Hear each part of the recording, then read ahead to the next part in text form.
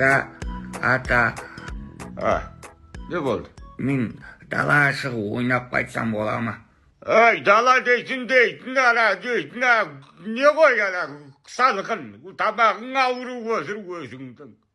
Ауырып өлесің, отыр өйді. Ауырмайым, кішкене ойнайым да қайтамын ғой.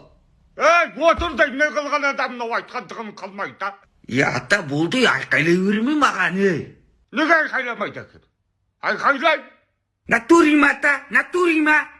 Көресің ғой, звондаймын. 111 ма? Алло, ата бар ғой, айқайлап жатыр. Алып кетіңдерші, аттан басы кетіріп отыр. Давай. Көрдім ба, бітті. Ой, терпела. Жоғал. Бүйткен заңның да, үкіметің де шешесін.